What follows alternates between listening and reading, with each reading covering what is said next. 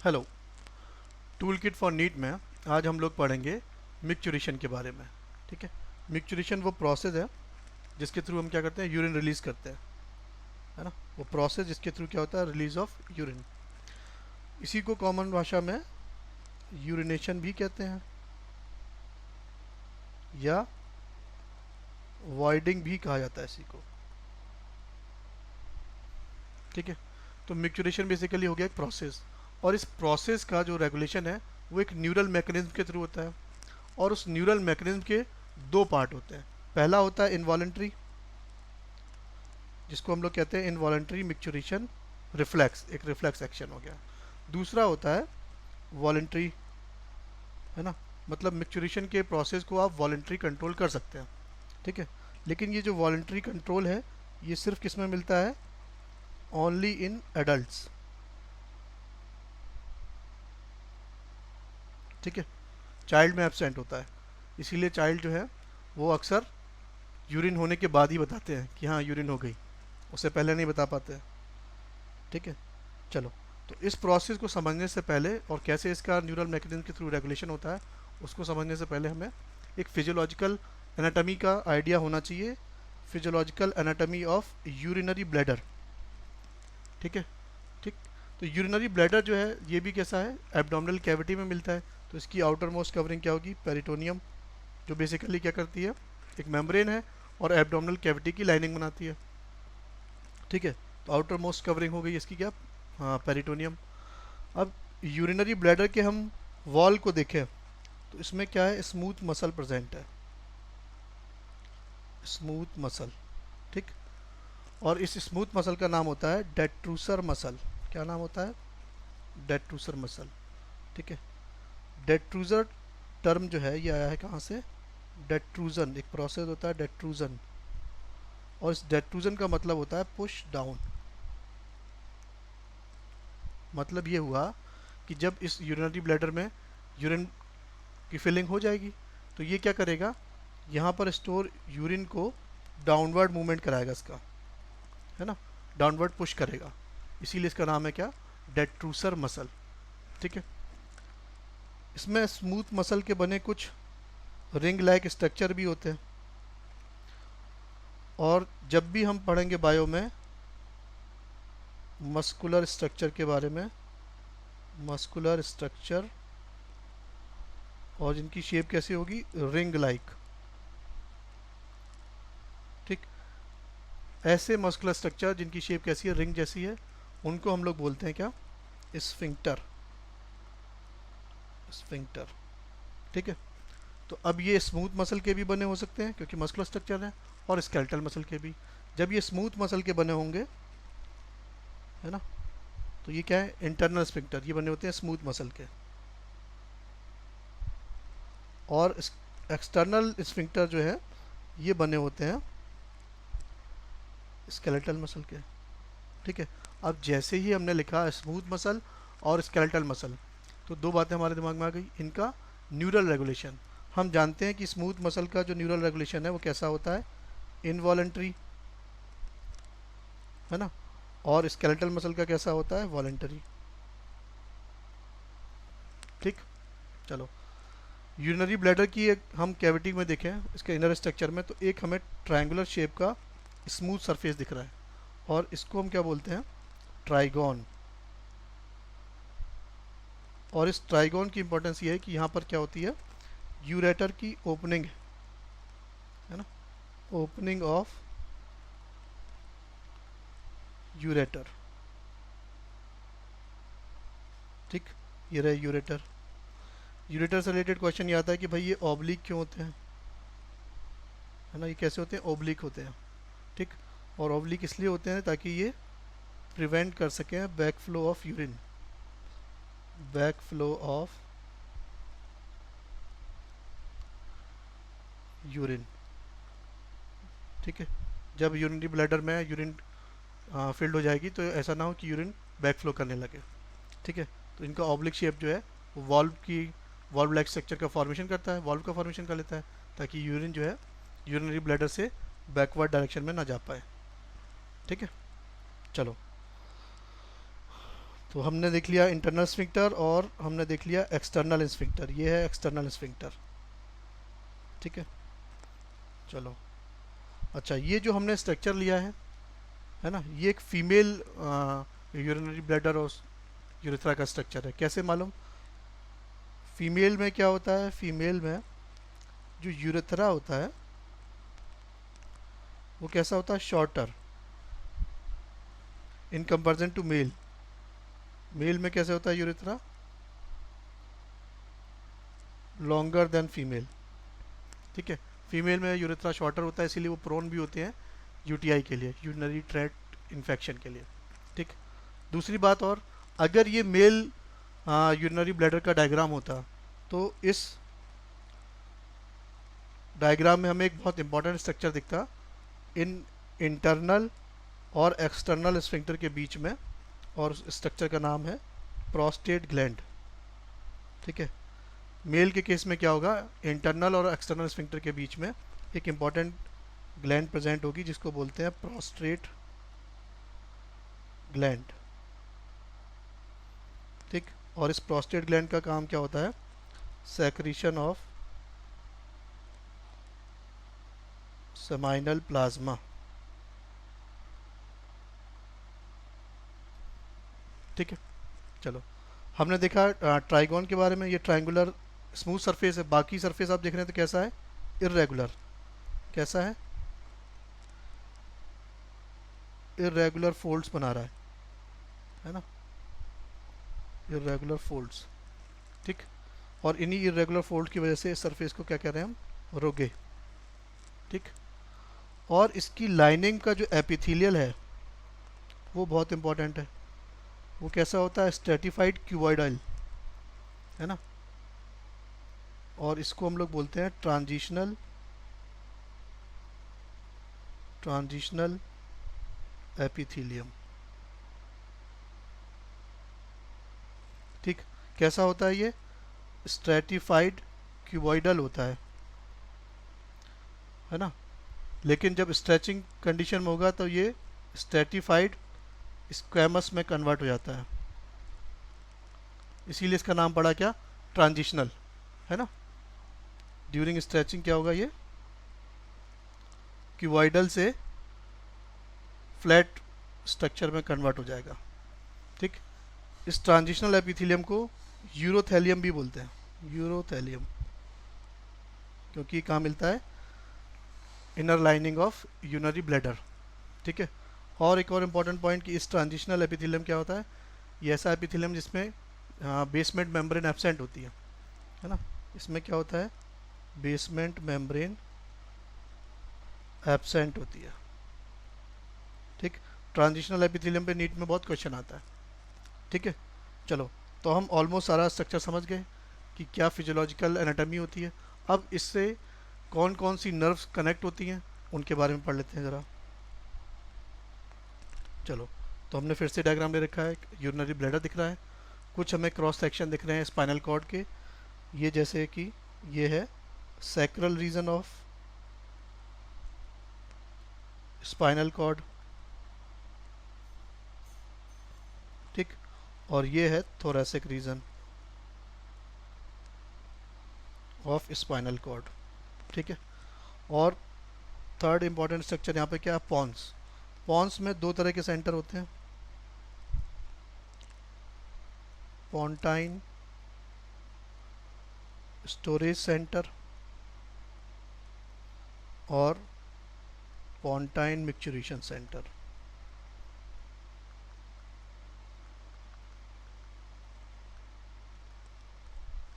ठीक है।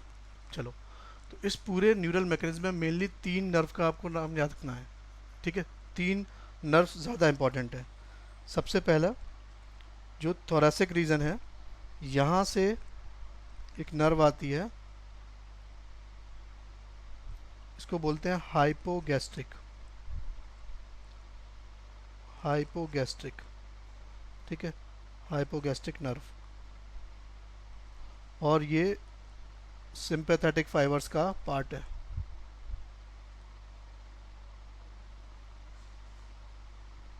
ठीक। ये क्या करती है, ये डेटूसर मसल से कनेक्ट है और साथ में कनेक्ट है इंटरनल स्फिंक्टर से। और ये क्या कराएंगी, ये डेटूसर मसल को कराती हैं रिलैक्स। ठीक, डेटूसर मसल को क्या कराएंगी, रिलैक्स। और इंटरनल स्फिंक्टर को क्या कराएंगी, कॉन्ट्रैक्ट। ठीक है, कॉन्ट्रैक्ट के हम प्लस से रिप्रेजेंट कर देते हैं और रिलैक्स को माइनस से। ठीक है, चलो। और सेकेंड नर्व का नाम क्या है, सेकेंड नर्व है पेल्विक नर्व। पेल्विक नर्व कहाँ से आ रही है, इस सैक्रल रीजन से, है ना। और पेल्विक नर्व की सेंसरी नर्व पहले आती है कहाँ से, इसी डेटूसर मसल या इस मसल में प्रेजेंट स्ट्रेच रिसेप्टर से।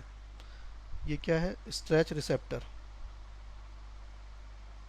Stretch receptor. यहाँ से एक सेंसरी पेल्विक नर्व आ रही है, ये क्या है, पेल्विक नर्व। और कैसी है ये, सेंसरी। और पेल्विक नर्व जो है ये पार्ट होती है किसका, पैरासिम्पैथेटिक सिस्टम का। ठीक है, ये पैरासिम्पैथेटिक फाइबर्स हैं। ठीक, तो ये आई सैक्रल रीजन तक। फिर सैक्रल रीजन से एक और पेल्विक नर्व जाएगी। अब ये पेल्विक नर्व कैसी है, मोटर, है ना। और ये कनेक्ट होती है डेटूसर मसल से और साथ में कनेक्ट होगी इंटरनल स्फिंक्टर से। और ये नर्व कैसी है, पेल्विक मोटर। ठीक है, पेल्विक मोटर। पेल्विक नर्व क्या कराती है, कॉन्ट्रैक्शन ऑफ डेटूसर मसल। ये क्या कराएगी, कॉन्ट्रैक्शन,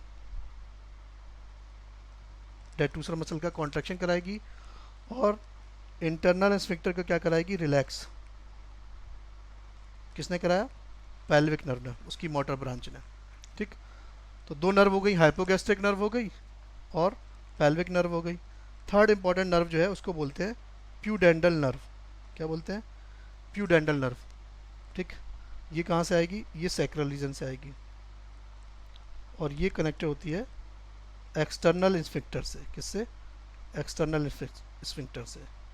ठीक, और ये क्या कराती है, एक्सटर्नल स्फिंक्टर को कॉन्ट्रैक्ट। ठीक, ये हो गई प्यूडेंडल नर्व। ठीक, ये मेनली सोमैटिक नर्व होती है, सोमैटिक नर्व, है ना, सोमैटिक नर्वस सिस्टम का पार्ट है। तो सोमैटिक को हम जानते हैं वॉलेंटरी होता है ना।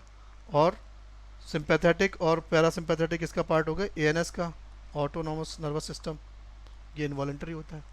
तो हम जान गए तीन मेन नर्व हैं, हाइपोगैस्ट्रिक और पेल्विक और प्यूडेंडल, जिनका इनर्वेशन है किसके साथ, यूरिनरी ब्लैडर के साथ। और यही मिलके इसको कंट्रोल करती हैं। ठीक, कैसा क्या कंट्रोल है इसको समझ लेते हैं। अब दो सिचुएशन ले लेते हैं। पहली कंडीशन जब कहते हैं यूरिनरी ब्लैडर कैसा है, एम्प्टी, है ना। What happen when urinary bladder is empty और पार्शियली फिल्ड। पार्शियली फिल्ड से मतलब है जैसे एक यूरिनरी ब्लैडर है, वो 500 टू 750 ml यूरिन स्टोर कर सकता है। ठीक है, अगर पार्शियली फिल्ड का मतलब यहाँ पे हो गया कि 100 ml है मान लो। ठीक है, तभी सेम कंडीशन होगी जैसे कि एम्प्टी की कंडीशन होगी। ठीक, तो उस टाइम क्या होगा, जब यूरिनरी ब्लैडर कैसा है, एम्प्टी है या पार्शियली फिल्ड है, तो इस यूरिनरी ब्लैडर के जो वॉल है वहाँ पे क्या प्रेजेंट है, स्ट्रेच रिसेप्टर। अभी हमने पढ़ा स्ट्रेच, स्ट्रेच रिसेप्टर। ये क्या करेंगे, ये स्लो सिग्नल भेजते हैं। ठीक है, इसने क्या भेजा, स्लो इम्पल्स। ठीक, कहाँ भेजा, सैक्रल रीजन में।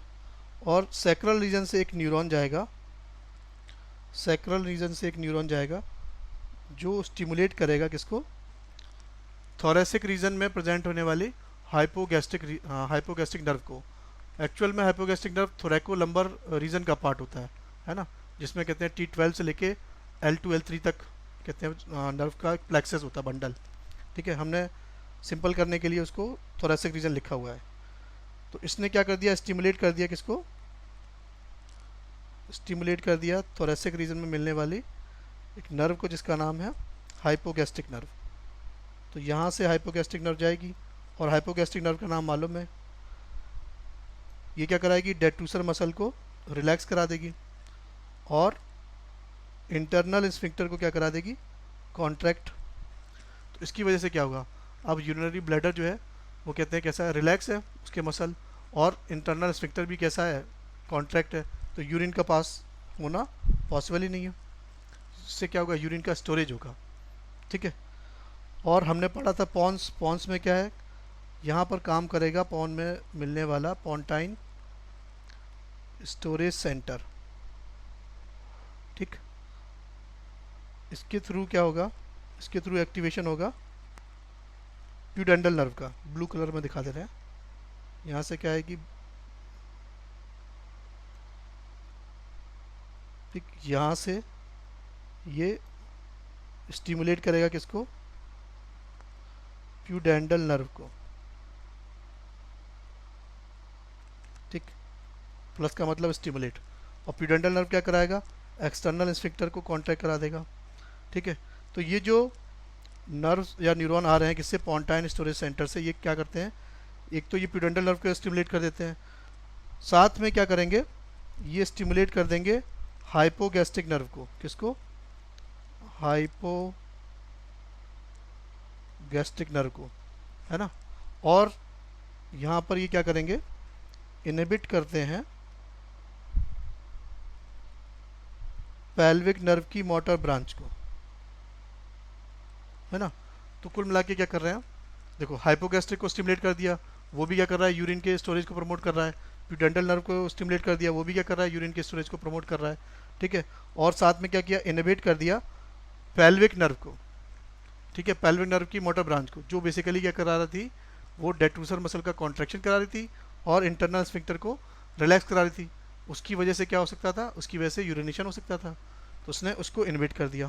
तो ये सारा प्रोसेस होता है कब, जब यूरिन स्टोर करना होता है ना। और कब स्टोर होगा, जब ब्लैडर एम्प्टी होगा या पार्शली फिल्ड होगा। ठीक, इसी को हमने फ्लो चार्ट में समझा रखा है कि ये क्या है, एम्प्टी ब्लैडर है, क्या करेगा, ये स्लो नर्व इम्पल्स सेंड करेगा।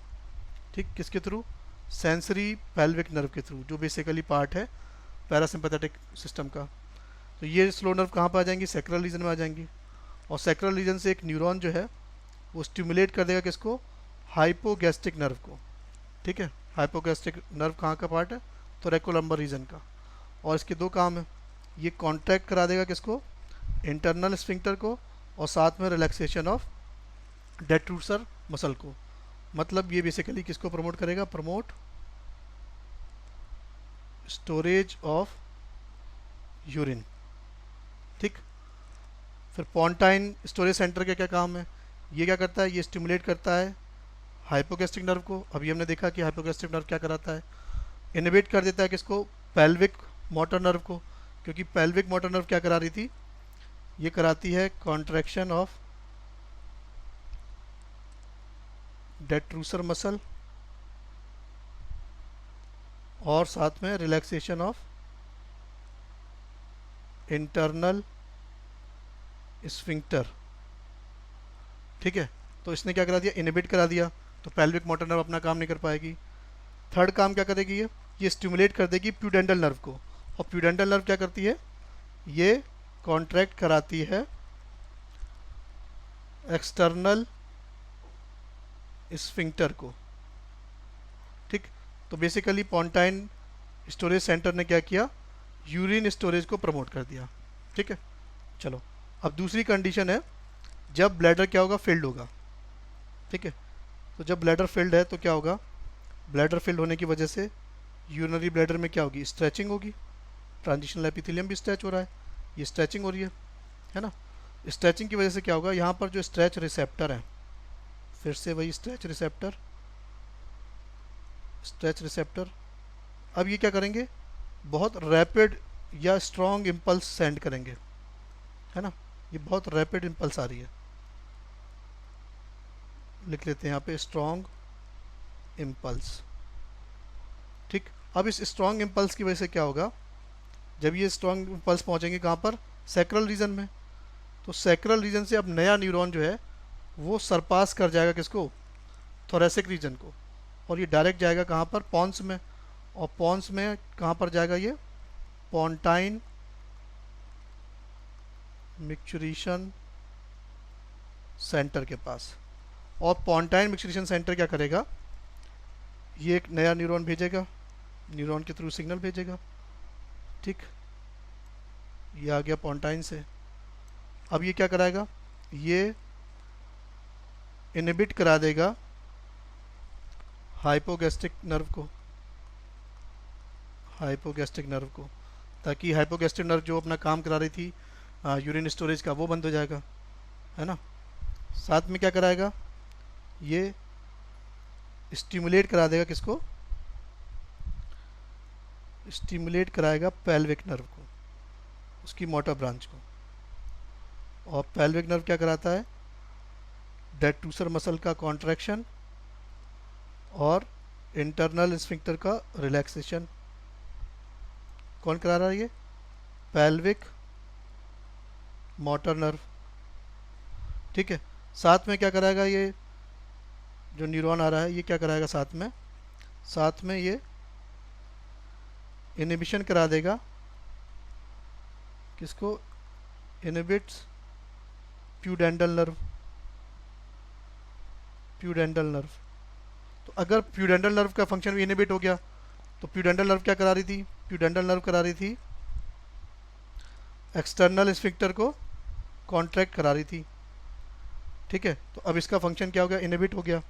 ऐसे ही जो हाइपोगैस्ट्रिक नर्व थी, हाइपोगैस्ट्रिक नर्व, है ना, और हाइपोगैस्ट्रिक नर्व क्या करा रही थी, डेटूसर मसल को रिलैक्स करा रही थी और साथ में इंटरनल स्फिंक्टर को कॉन्ट्रैक्ट करा रही थी। तो इसके फंक्शन को भी इन्वेट कर दिया। तो कुल मिला के क्या किया इसने, मिक्चुरेशन सेंटर ने मिक्चुरेशन को या यूरिनेशन को प्रमोट किया, ठीक है। चलो, तो ये तो रिफ्लेक्स हो गया, है ना। ये जब होगा जब कहते हैं हाँ यूरिनरी ब्लैडर फिल्ड हो गया, उसमें स्ट्रेचिंग हुई और स्ट्रेच रिसेप्टर ने क्या किया, स्ट्रॉन्ग इम्पल्स भेज दी, सीधे कहाँ जाएगी, पॉन्स के पास जाएगी। पॉन्स से क्या जाएगा, एक और रिफ्लेक्स एक्शन की तरह एक और न्यूरॉन आएगा जो बेसिकली हाइपोगैस्ट्रिक न्यूरॉन को क्या कर देगा, इनहिबिट कर देगा, पेल्विक मोटर के फंक्शन को स्टिमुलेट करेगा, प्रमोट करेगा, और प्यूडेंटल नर्व के फंक्शन को भी क्या कर देगा, इनहिबिट, कुल मिला के यूरिनेशन को सपोर्ट करेगा। लेकिन हर टाइम ये नहीं होता है। इस वाले सेक्शन पे प्यूडेंटल नर्व का कंट्रोल हमने बताया था ना कैसा था, होता है सोमैटिक होता है मेनली। तो यहाँ पर जब न्यूरॉन आया है, यहाँ से न्यूरॉन जाएगा किस में, एक न्यूरॉन जाता है सेरेब्रल कॉर्टेक्स में, और सेरेब्रल कॉर्टेक्स में जो एसोसिएशन एरिया है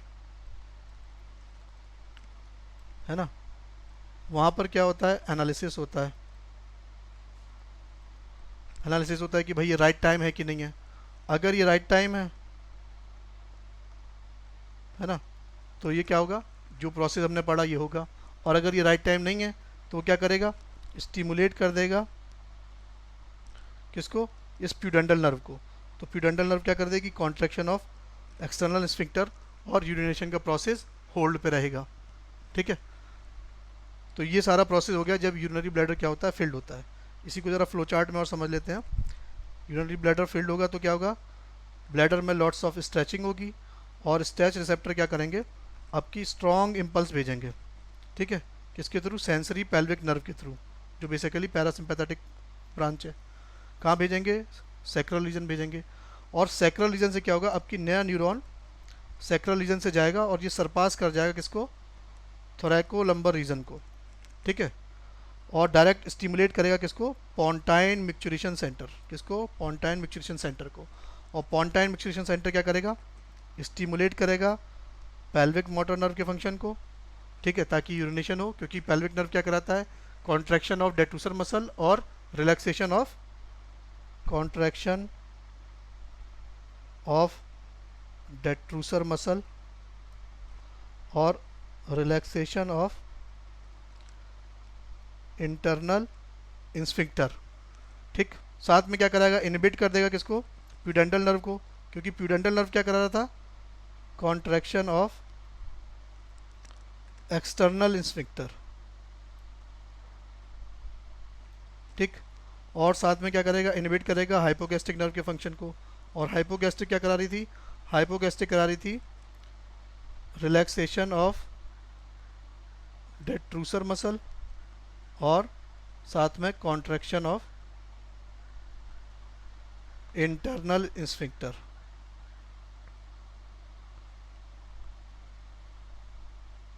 तो कुल मिला के क्या किया, ये यूरिनेशन को प्रमोट कर रहा है।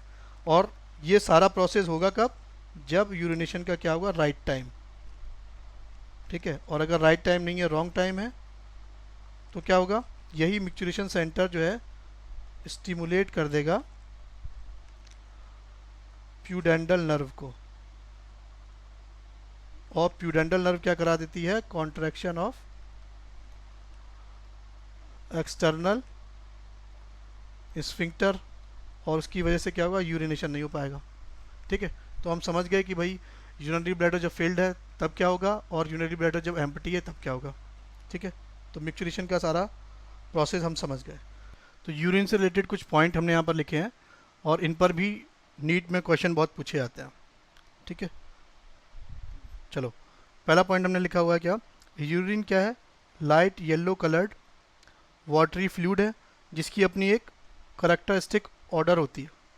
और ये करेक्टरिस्टिक ऑर्डर किसकी वजह से होती है, अमोनिया, यूरिया और अदर नाइट्रोजनस वेस्ट की वजह से। ठीक। येलो कलर किसकी वजह से है, यूरोक्रोम, एक पिगमेंट है यूरोक्रोम, उसकी वजह से। और ये जो पिगमेंट है यूरोक्रोम, ये बनता है ब्रेकडाउन ऑफ हीमोग्लोबिन की वजह से। ठीक है। और ह्यूमंस में जो यूरिन पास होती है वो कैसे होती है, कॉन्सनट्रेटेड। कितना, 4 टाइम्स देन ओरिजिनल फिल्ट्रेट। जब पहली बार फिल्ट्रेशन होता है प्लाज्मा का, उस टाइम जो कॉन्सेंट्रेशन होता है उससे 4 टाइम मोर कॉन्सेंट्रेशन होता है, 4 गुना ज़्यादा कॉन्सेंट्रेटेड यूरिन हम पास आउट करते हैं। ये भी क्वेश्चन आ चुका है। ठीक। डेली सेक्रेशन कितना है, 1 से 1.5 लीटर।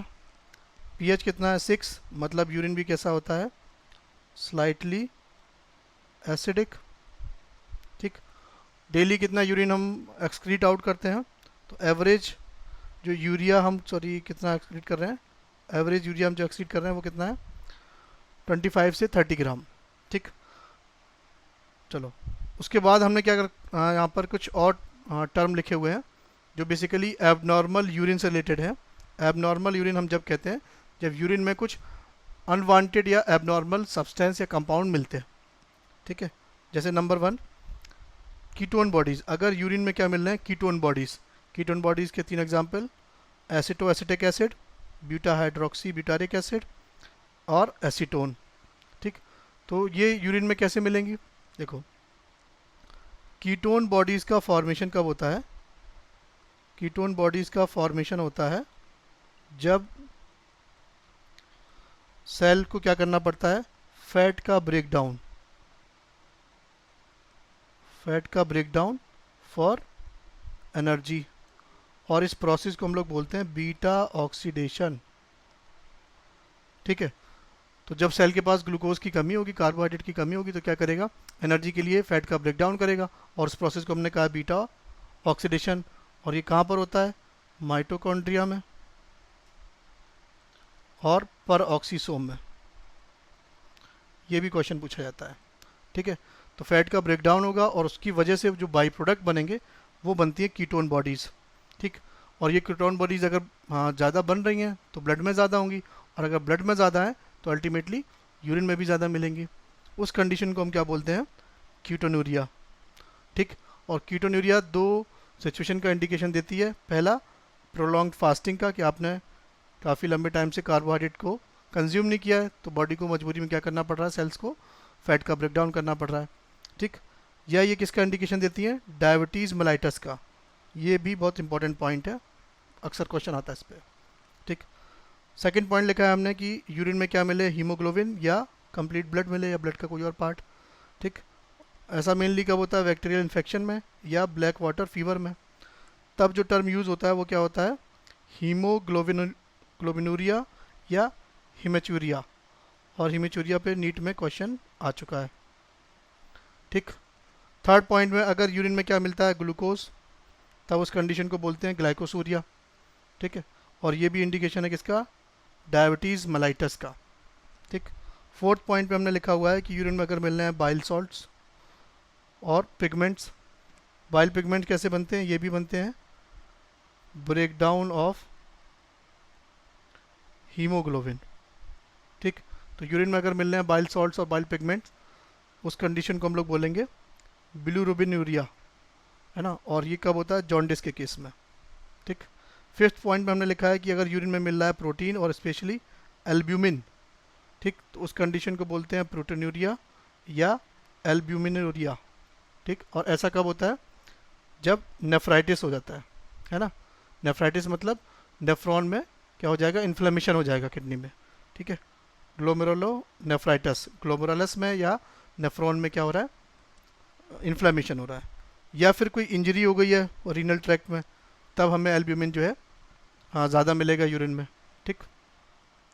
फिफ्थ पॉइंट में हमने लिखा हुआ है क्रेटिनिन। ठीक, यूरिन में अगर क्रेटिनिन ज़्यादा मिल रहा है, तो ये क्रेटिनिन कहाँ से आया, लीवर में एक ऑर्गेनिक एसिड का फॉर्मेशन होता है, इसको बोलते हैं क्रिएटिन। कहाँ पे बनता है ये, लीवर में, और क्या है ये, ऑर्गेनिक एसिड। ठीक, और इसी से बनता है क्या, क्रिएटिन फॉस्फेट, जो सेल में स्पेशली मसल सेल में क्या करता है, एटीपी का फॉर्मेशन करता है। ठीक है, तो क्रेटिन से बनेगा क्रेटिन फॉस्फेट, और जो बेसिकली क्या कर रहा है, सेल में एटीपी का फॉर्मेशन कर रहा है, इसके स्पेशली स्केलेटल मसल में। तो इसी का बाई प्रोडक्ट होता है ये, इसी का वेस्ट कह लो या बाई प्रोडक्ट है क्रेटिन। ठीक, तो ये क्रेटिनिन कब मिलेगा, ड्यूरिंग स्टारवेशन, या किसी को क्या है, हाइपर थायरॉयडिज्म की बीमारी है तब। ठीक, तो क्रेटिनिन का लेवल अगर बढ़ा हुआ है तो ये बेसिकली क्या कर देता है, किडनी को डैमेज कर देता है। ठीक है, तो बहुत सारे जो बॉडी बिल्डर होते हैं वो क्रिएटिन का सप्लीमेंट लेते हैं, इसीलिए कहा जाता है कि कोई भी सप्लीमेंट अननेसेसरी नहीं खाना चाहिए। तो हमने पढ़ लिया मिक्चुरेशन के बारे में, मिक्चुरेशन का कैसे न्यूरल रेगुलेशन होता है वो पढ़ लिया हमने, और कुछ यूरिन से रिलेटेड इंपॉर्टेंट पॉइंट पढ़ लिया हमने। ठीक है, एक क्वेश्चन नीट में आया था, ज़रा उसकी बात कर लेते हैं। कि क्वेश्चन था कि अगर हम सारे स्ट्रेच रिसेप्टर जो हैं, सारे स्ट्रेच रिसेप्टर को क्या करते हैं, रिमूव कर दें, तो फिर क्या होगा। अगर हम यूरिनरी ब्लैडर से समहाउ सारे स्ट्रेच रिसेप्टर को रिमूव कर देंगे, तो जाहिर सी बात है क्या नहीं होगा, मिक्चुरेशन नहीं होगा, क्योंकि मिक्चुरेशन रिफ्लेक्स को स्टार्ट करने के लिए सबसे पहले सिग्नल किसने भेजे थे, इन्हीं स्ट्रेच रिसेप्टर ने भेजे थे। ठीक है, तो आई होप ये मिक्चुरेशन का सारा कंसेप्ट आपको समझ में आया होगा। अगर ये वीडियो आपको अच्छा लगा है तो लाइक, शेयर और सब्सक्राइब कीजिए, और अगर आपका कोई डाउट है तो नीचे कमेंट सेक्शन में मुझसे आप पूछ सकते हैं। Thank you.